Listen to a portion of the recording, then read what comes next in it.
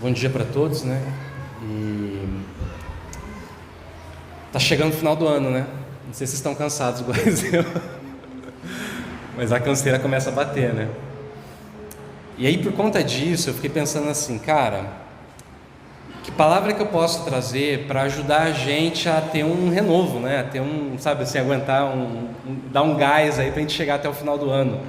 Que disciplina espiritual que eu posso incentivar vocês a praticarem, para que a gente chegue no final do ano e a gente possa vencer esse cansaço, a gente possa vencer as dificuldades, né? Que a correria do dia a dia vai impondo sobre nós. E até porque também assim, a gente começa a avaliar as coisas no final do ano. E aí muitas vezes a frustração pode se abater sobre nós, né? O desânimo, porque a gente começa a ver o que a gente fez, o que a gente deixou de fazer, o que a gente conquistou, o que a gente perdeu, o que a gente construiu, o que foi destruído. E pode ser que de repente o desânimo bata sobre nós. Então, pensando nisso, nos próximos 3 domingos, eu acho que seria muito legal a gente pensar a respeito da gratidão. Por quê? Porque a gratidão é uma disciplina espiritual que ela ajuda a gente a mudar o foco, a enxergar as coisas de um jeito diferente. A gente tem a tendência de olhar as coisas para o lado negativo, mas quando a gente começa a praticar ações de graças, né? Quando a gente começa a praticar esse olhar as coisas, enxergar o que aconteceu de bom, apesar das dificuldades, isso é um negócio que energiza a gente, sabe? Que dá uma animada na gente. Então, nos próximos 3 domingos, a gente vai meditar sobre razões para agradecer, tá bom? Razões para agradecer. E aí, nada melhor do que a gente olhar para o livro dos Salmos, porque Salmos é o livro de oração do povo de Deus. E nos Salmos existem vários tipos de oração, inclusive a oração de ações de graça. Então eu separei 3 Salmos para a gente meditar. Hoje a gente vai olhar no Salmo 34, o Salmo que a gente cantou nessa manhã, né? Em todo o tempo eu louvarei o Senhor. Então eu quero convidar você a estar aí na tua liturgia, se você quiser acompanhar a leitura do Salmo 34. Eu sempre darei graças a Deus, o Senhor. O seu louvor estará nos meus lábios o dia inteiro. Eu o louvarei por causa das coisas que ele tem feito. Os que são perseguidos ouvirão isso e se alegrarão. Anunciem comigo a sua grandeza. Louvemos juntos o Senhor. Eu pedi a ajuda do Senhor e ele me respondeu. Ele me livrou de todos os meus medos. Os que são perseguidos olham para ele e se alegram. Eles nunca ficarão desapontados. Eu, um pobre sofredor, gritei, o Senhor me ouviu e me livrou das minhas aflições. O anjo do Senhor fica em volta daqueles que o temem e os protege do perigo. Procure descobrir por você mesmo como o Senhor Deus é bom. Feliz aquele que encontra segurança nele. Que todos os que se dedicam a Deus o temam, pois aqueles que o temem não têm falta de nada. Até os leões não têm comida e passam fome, porém não falta nada aos que procuram a ajuda do Senhor. Venham, meus jovens amigos, e escutem que eu os ensinarei a temer a Deus, o Senhor. Vocês querem aproveitar a vida? Querem viver muito e ser felizes? Então procurem não dizer coisas más e não contem mentiras. Afastem-se do mal e façam o bem. Procurem a paz e façam tudo para alcançá-la. Deus cuida das pessoas honestas e ouve os seus pedidos. Mas Ele é contra os que fazem o mal. E assim, quando morrem, eles são logo esquecidos. Quando as pessoas honestas chamam o Senhor, Ele as ouve e as livra de todas as suas aflições. Ele fica perto dos que estão desanimados e salva os que perderam a esperança. Os bons passam por muitas aflições, mas o Senhor os livra de todas elas e os protege completamente. Nenhum dos seus ossos é quebrado. Os maus serão mortos por causa das suas maldades. Aqueles que odeiam os bons serão castigados. Senhor Deus, salva a vida dos seus servos. Aqueles que procuram a sua proteção não serão condenados. Essa é a palavra de Deus para a gente. Pensando então em razões para agradecer, hoje eu queria falar sobre a gente agradecer ao Deus que livra a gente do medo. Eu vou dividir esse salmo, ele já está meio dividido já em blocos, não sei se vocês perceberam. A gente vai olhar três blocos do salmo. Primeiro a história, depois o conselho e por último a garantia. A história, porque Davi agradece a Deus porque ele o libertou do medo, mas existe uma história por detrás disso. Até eu acho que eu não pus na liturgia, mas tem um subtítulo no salmo que revela qual é o contexto onde o salmo foi escrito. E diz assim que na presença do rei Abimeleque, Davi fingiu que estava louco, e por isso Abimeleque o mandou embora.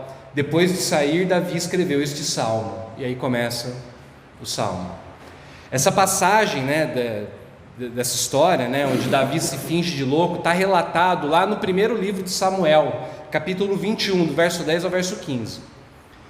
E a história é a seguinte: Davi estava fugindo do rei Saul, porque Davi era o general do rei, ele era o cara que comandava o exército, e Davi, ele estava sendo tão bem sucedido nas campanhas, nas batalhas, que as mulheres começaram a cantar uma música que falava mais ou menos assim: Saul matou milhares, mas Davi dezenas de milhares. E isso fez o rei Saul ficar com inveja de Davi. Ele falou: caramba, estão dizendo que ele matou mais do que eu, né? E ele começou a ficar com medo de perder o trono, e ele começou a perseguir Davi para matar ele. Só que Davi, nessa fuga do rei, o que ele faz? Eu acho que no desespero dele, eu não consigo nem entender porque que ele fez isso, porque ele vai até o lugar dos inimigos, ele vai até o acampamento dos filisteus, ele vai até a cidade dos filisteus para se esconder do rei Saul. Só que quando ele chega lá, o que acontece? O pessoal começa a reconhecer Davi. E aí diz o texto lá, que à medida que ele vai sendo reconhecido, e eles levam ele até o rei, que é o rei Aques, e aí talvez até a gente fale assim: poxa, mas o subtítulo falou que era o rei Abimeleque, e aí os estudiosos vão falar que Abimeleque talvez seja um título real, mas o nome do rei era Aques, Então diz lá em 1 Samuel que Davi ficou com muito medo de Aques. Então, na frente de todos eles, fez de conta que estava louco. Quando tentaram segurá-lo, ele começou a agir como doido. Rabiscava os portões da cidade e deixava escorrer saliva pela barba. Então ele fingiu que estava pancada. E aí o rei viu isso e falou assim: já não falta louco aqui para mim, Vocês trouxeram mais um. E mandou Davi embora. E aí Davi foge então e ele escreve o salmo. Então essa é a história por detrás. E o salmo que a gente leu, ele faz menções a isso, Verso 4 diz: eu pedi a ajuda do Senhor e Ele me respondeu, Ele me livrou de todos os meus medos. Lembra, ele estava com medo do rei. Verso 6: eu, um pobre sofredor, gritei e o Senhor me ouviu e livrou-me das minhas aflições. Ou seja, Davi, com medo de Saul, se coloca numa situação pior ainda. E aí ele clama a Deus, ele ora a Deus, e aí ele tem essa ideia meio maluca de fingir que está doido, e com isso ele consegue escapar. Agora, é interessante que quando Davi ele olha para trás, ele percebe que todo esse plano dele, essa sagacidade, essa esperteza dele, de se fingir de louco, era a mão de Deus agindo na vida dele, era Deus agindo como se fosse um escudo em volta dele, e aí isso protegeu ele. E a reflexão que eu quero trazer para a gente nessa manhã é: qual é a tua história? Qual é a tua história? Será que tem alguma situação na tua vida que tem gerado medo em você? Será que você, tal como Davi, tem se sentido perseguido ou perseguida por algo? Será que existe algo na tua vida que faz você se sentir sem recursos para poder resolver? O verso 6 ele fala: eu, um pobre sofredor. Esse pobre sofredor, a ideia é o cara que não tem recurso, ele não consegue se livrar, não consegue escapar, do que está diante dele. Será que você se vê metido numa confusão, talvez para você fugir de uma coisa, você se meteu numa enrascada pior ainda, e agora você olha e fala assim: caramba, e agora, como é que eu vou sair disso? Porque é interessante que a religiosidade, principalmente, a moralidade, faz a gente achar que Deus só vai salvar a gente se a gente agir de uma maneira perfeita, se a gente for correto. Mas Davi mostra para a gente que não. Se a gente gritar, Deus salva a gente. Eugene Peterson, comentando essa passagem, ele fala assim: a única exigência para ser candidato a receber a ajuda de Deus é estarmos em apuros. Ou seja, você só precisa estar em apuros, só precisa estar em perigo para Deus te ajudar. A razão pela qual estamos em apuros não importa, seja por nossa culpa, seja de outra pessoa. O que importa é que Deus está bem no meio dos nossos problemas, juntando os pedaços do nosso coração ferido e montando-o de novo. Então Davi passou por uma situação, e você também vai passar por tudo isso, mas para atravessar o medo, é útil você seguir alguns conselhos que ele dá. Então aí é o meu segundo ponto, o conselho. A partir do verso 8, Davi muda o tom. Ele para de falar o que aconteceu, ele para de relatar a história, e ele começa a dar alguns conselhos. Então o verso 8 ele fala: procure descobrir por você mesmo como o Senhor Deus é bom, feliz aquele que encontra segurança nele. As versões mais antigas falam assim: provem e vejam como Deus é bom. Eu gosto dessa palavra provar. Por quê? Porque eu gosto de comer. E provar tem o sentido de experimentar, no sentido de você experimentar comida, de você degustar, de você sentir o sabor, sentir o aroma, sentir a textura. É uma metáfora do paladar. Tanto é que o verso 10 ele fala assim: até os leões não têm comida e passam fome, porém nada falta aos que procuram a ajuda do Senhor. Então é uma metáfora, né, dos sentidos assim, de comer, né? É um apelo, uma experiência sensorial. É um convite para um relacionamento com Deus que não é só racional, mas que envolve todo o nosso corpo, o nosso desejo, os nossos afetos, as nossas emoções. Ou seja, não adianta você saber que Deus é bom, você tem que experimentar que Deus é bom. Se eu falar para você: come esse chocolate aqui porque ele é bom. Se você nunca comeu um chocolate, tipo pega uma criança bem novinha ainda que não comeu chocolate ainda, ela não sabe o que é chocolate. Eu lembro a primeira vez que meu filho comeu batata frita, né, amor? Te levou o João no McDonald's. Cara, a hora que ele comeu a batata frita a primeira vez, a pupila dele dilatou assim, o olho dele arregalou e falou: meu, como é que vocês esconderam isso de mim até hoje? Porque quando a gente experimenta uma coisa gostosa é diferente. Se a gente já experimentou, né, e eu só mostro para você, falo: esse negócio é bom, você pode até tentar puxar uma experiência, mas você ainda não vai saber o que é. Você só vai saber o que é de fato na hora que você comer aquele negócio, na hora que você experimentar, e você vai saber que de fato é bom. Ou seja, como é que a gente vive esse conselho para a gente provar que Deus é bom? Como é que a gente experimenta Deus? O verso 9 responde para a gente. Olha aí o verso 9: que todos que se dedicam a Deus o temam, pois aqueles que o temem não têm falta de nada. Lembra que ele falou dos leões? Os leões têm falta. Leões na Bíblia geralmente é uma metáfora para as pessoas más, para as forças do mal. O mal tem falta. Ontem eu acabei o livro do C.S. Lewis lá, né, do Cartas do Diabo a Seu Aprendiz. É muito interessante, tem uma hora que o diabo fala assim: os humanos para nós são meramente comida, porque nós, os demônios, somos vazios e a gente quer ser preenchido. Mas Deus é bom e Ele transborda. Ou seja, Deus não quer, sabe assim, se alimentar da nossa adoração, se alimentar da gente. Ele transborda, né, a bondade dele. Então é isso. Então, como é que a gente prova então Deus, né? Parece que provar a Deus tem a ver com temer a Deus, temor do Senhor. Olha o que ele diz no verso 11 em diante: venham, meus jovens amigos, escutem o que eu os ensinarei a temer a Deus, o Senhor. Vocês querem aproveitar a vida? Querem viver muito e ser felizes? Então procurem não dizer coisas más e não contem mentiras. Afastem-se do mal e façam bem, procurem a paz e façam de tudo para alcançá-la. E aí, numa leitura rápida, pode parecer que seja um monte de conselhos moralistas, né? Ó, não faça isso, não faça aquilo, seja bom, seja correto, seja perfeito. Mas lembra do subtítulo?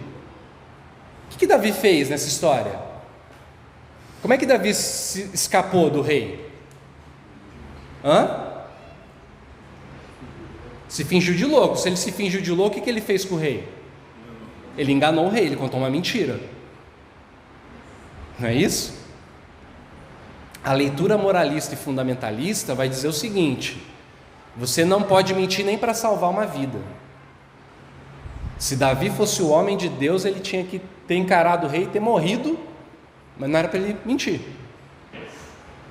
A leitura fundamentalista é muito perigosa, porque ela vai dizer assim, o governo é a mão de Deus, né? O texto bíblico fala lá, governo é autoridade, toda autoridade é colocada por Deus. Então a gente tem que obedecer o governo. Ainda que esse governo seja o governo de Adolf Hitler, ele esteja matando um monte de judeu, o cristão verdadeiro não pode mentir para esconder as pessoas. Foi isso que muitas igrejas fizeram na Alemanha nazista. Leitura fundamentalista diz, a mulher não pode abrir a boca dentro da igreja, tem que ser submissa ao marido. Tem que ficar quieta, aprender em casa, estar sempre disponível para o marido, bela, recatada e do lar. Eu vou parar por aqui para não me complicar, mas vocês entenderam, né? Ou seja, temer a Deus, eu acho que não tem a ver com essa leitura fundamentalista, porque o Salmo parece que está validando o que Davi fez. Então o que significa a gente temer a Deus? Até porque o moralista ele não teme Deus. Sabe o que o moralista teme? O moralista teme perder a fama dele, perder a reputação dele, o status quo. O moralista teme que os outros descubram que ele é um impostor, que ele é uma farsa. Ele não teme Deus. Temer a Deus tem a ver com outra coisa.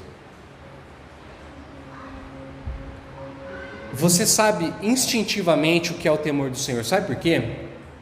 Porque quando você está diante de algo grandioso, você sente esse temor. Alguém aqui já viu as cataratas do Iguaçu? Pessoalmente? Alguém já viu uma cachoeira, sei lá, grande assim, pessoalmente? É impressionante. Cara, as cataratas assim, é isso vezes, sei lá, multiplica muitas vezes, né? Se você já subiu no alto de uma montanha e pôde olhar lá de cima, assim, sabe? Tipo, é impressionante. Quando a gente está diante de algo grandioso, a gente sente um temor. Quando você está diante de algo muito belo, você sente um temor. Eu vi já umas 2 ou 3 pessoas falando que tiveram a chance de viajar, né? E quando estavam na frente lá da estátua do Davi de Michelangelo, eu já vi umas 2 pessoas pelo menos falando que elas começaram a chorar diante da estátua, de tão bonito que é. É arrebatador. Porque diante de algo muito belo, uma noite estrelada, quando você está no meio do nada, é impressionante. Cara, você foi no meio do mato mesmo, assim, sabe? Tipo, já viu uma noite estrelada? A gente está na cidade, a gente não sabe o que é isso. Mas é algo assim impressionante. Quando você está diante de algo poderoso, majestoso, você já viu um tigre de perto? Um leão de perto? De perto mesmo, assim, no zoológico? Cara, é assustador, assim, você sente o temor, porque ele é majestoso, ele é belo, sabe, ele é imponente, ele é poderoso. O grito da torcida quando você está entrando no estádio de futebol, não é? O tambor batendo e tal, você vai sentindo aquela energia. Cara, é um negócio assim que mexe com a nossa entranha, assim, sabe? Porque a torcida, cara, sei lá, 30 mil pessoas, 50 mil pessoas, todo mundo gritando junto, é um negócio poderoso. Toda vez que eu vou no estádio de futebol, eu fico imaginando aquelas cenas de guerra, né, tipo das escrituras, né? Israel foi para a guerra com 50 mil homens, 100 mil homens. Eu fico imaginando, cara, pessoas 100 homens gritando, é um negócio assim, tipo, né, você fica louco, né? Porque é muito forte. Ou seja, se a gente juntar todas essas experiências, a gente vai entender o que é temer o Senhor. Temer a Deus significa você estar tão maravilhado, tão deslumbrado diante de Deus, que tudo aquilo que você faz é governado por Deus. Então não é moralidade, é porque você está diante de algo grandioso que, sabe, assim, faz você se render a Ele. Isso é temer a Deus. Ou seja, Davi está ensinando a gente que para a gente superar o medo das circunstâncias, o medo da doença, o medo das traições, o medo das separações, o medo da morte, o medo dos acidentes, dos fracassos, das falhas, a gente tem que temer alguma coisa maior do que a gente, e isso é o Senhor. Diante do Senhor o medo se vai, o medo se vai. Mas que garantias que você tem que isso vai dar certo? Então, meu terceiro ponto, Estou encerrando. A garantia. Eu quero enfatizar, a gente está olhando agora para os versos 15 a 22, mas eu quero enfatizar o versículo 19. Diz assim: os bons passam por muitas aflições, mas o Senhor os livra de todas elas. Não é dito para a gente que caminhar com Deus coloca a gente num camarote VIP, onde a gente vai desfrutar só do bom e do melhor. As aflições fazem parte da vida, a gente não está isento delas. Então, verso 19: os bons passam por muitas aflições, a gente passa por aflição, mas Deus livra a gente de todas elas. Verso 20 diz: Ele os protege completamente, nenhum dos seus ossos é quebrado. Nenhum dos seus ossos é quebrado. Essa é a garantia que você tem. Sabe por quê? Porque essa frase, ela aparece poucas vezes na Bíblia. Às vezes que ela aparece, geralmente é lá no Pentateuco, os 5 primeiros livros da Bíblia, quando está falando do sacrifício do cordeiro da Páscoa. Então deixa eu lembrar a história para vocês. O povo de Deus, o povo de Israel, era escravo no Egito. Deus manda Moisés libertar esse povo, certo? Moisés vai lá falar com o faraó: deixa meu povo ir embora. O faraó não quer deixar. Deus começa a mandar praga, manda uma praga, 2, 3, 4, para ir amolecendo o coração de faraó, e nada. A 10ª praga qual era? Os primogênitos iam morrer, de todo o Egito. Só tinha um jeito de você ser protegido dessa peste, era o sangue do cordeiro que eles ofereceram como sacrifício. O sangue do cordeiro está sobre o umbral da porta da casa. Quem estivesse dentro daquela casa, diz que o anjo da morte passou por cima e ninguém morreu. Só que esse cordeiro não podia ter o osso quebrado, porque a ideia é que fosse um sacrifício perfeito, um sacrifício inteiro, um sacrifício que não tivesse despedaçado. Então eles tinham que cortar a cabeça do cordeiro, né, o pescoço do cordeiro, mas não podia quebrar nenhum osso. Aí essa frase vai aparecer lá no Novo Testamento, sabe quando? Quando Jesus está na cruz. E lá em João 19 diz que Jesus está crucificado, o dia está acabando, e aí ia começar o sábado. Então os líderes dos judeus falam assim: quebra a perna deles para poder morrer rápido. Porque quando as pessoas estavam na cruz, você estava crucificado, o que você fazia? Sabe como é que você morria na cruz? Você morria de asfixia. O peso do corpo ia comprimir no teu pulmão até que você morria sufocado. Era uma morte terrível. Então a pessoa, que ela fazia, ela levantava o peso do corpo, né, como ela estava presa, para poder respirar. Aí o que eles faziam para as pessoas morrer mais rápido? Quebrava o joelho. Aí a pessoa não conseguia se levantar. Então os soldados vão lá, quebram o joelho de um dos ladrões que estava do lado de Jesus, quebra do outro ladrão, mas quando chega em Jesus diz que ele já estava morto. Então o soldado, para ter certeza que ele estava morto, pega uma lança e fura o lado dele, mas ele já tinha morrido. E aí lá em João diz que isso aconteceu, eles não quebraram o osso dele para que se cumprisse a palavra do Salmo: e nenhum dos seus ossos será quebrado. Ou seja, Jesus é o Cordeiro de Deus que protege a gente. O sangue dele é o sangue perfeito, do sacrifício perfeito, que livra a gente. Qual é a garantia que você tem de que as promessas desse salmo vão se cumprir na sua vida? Olha o que diz o verso 21: os maus serão mortos por causa das suas maldades, aquele que odeia os bons serão castigados. Jesus era um homem bom, mas ele foi castigado, mesmo sendo um homem bom. Sabe por quê? Para que nós que somos maus, a gente tenha a certeza que Deus vai perdoar a gente, e nós não vamos ser castigados. Verso 22: o Senhor salva a vida dos seus servos, aqueles que o procuram a sua proteção não serão condenados. Jesus foi o servo do Senhor, o servo de Yahvé, mas ele foi condenado no nosso lugar. Para quê? Para que a nossa vida fosse salva e a gente não fosse condenado. Verso 15: Deus cuida das pessoas honestas e ouve os seus pedidos. Que garantia que você tem que Deus vai ouvir os seus pedidos? Verso 17: quando as pessoas honestas chamam o Senhor, Ele as ouve e as livra de todas as suas aflições. Que garantia que você tem que Deus vai te livrar das suas aflições? Verso 19: Ele fica perto dos que estão desanimados e salva os que perderam a esperança. Que garantia que você tem que Deus vai estar perto de você? É a garantia do sangue do Cordeiro. Porque Jesus clamou, Jesus pediu a Deus, mas ele não foi ouvido. Deus se afastou dele, para você ter certeza que Deus não vai se afastar de você. Ele fez isso no nosso lugar. Ele trocou de lugar com a gente, porque a gente merecia isso. Mas Ele trocou de lugar conosco para a gente ter a certeza de que as nossas culpas, elas são perdoadas. Essa é a nossa garantia, de que Deus vai nos ouvir, de que Deus vai nos atender, de que Deus vai nos salvar, mesmo que a gente não tenha esperança. E isso gera gratidão no nosso coração. Isso precisa gerar gratidão. Vocês estão entendendo? Como é que a gente é libertado do medo? É quando a gente se rende a esse poder maior que amou tanto a gente, que se entregou no nosso lugar, morreu a morte que a gente merecia, para a gente poder receber a vida que é dele, que ele merecia. E a gente não merecia essa vida, mas a gente recebe pela graça. Pela graça a gente é salvo, e isso leva a gente à gratidão. Então tem uma realidade que é muito mais poderosa do que as nossas perseguições, do que os nossos medos, do que as nossas aflições, e a gente pode confiar de que o maior poder, a maior majestade, amou tanto a gente que se entregou por nós para a gente poder receber vida. Então, meus irmãos, minhas irmãs, provem e vejam que Deus é bom, e agradeçam a Ele, e sejam libertos do medo. Amém? Vamos orar?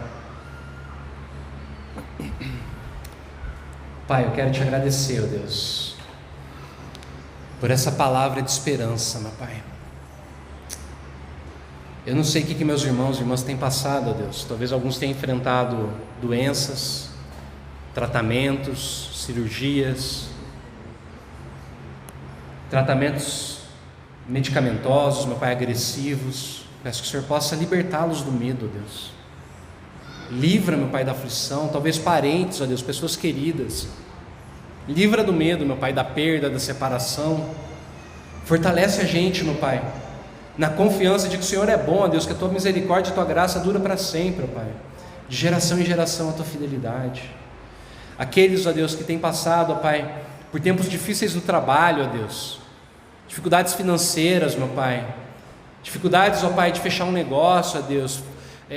Uma possível falência, meu Pai, uma demissão, ó Deus, inesperada.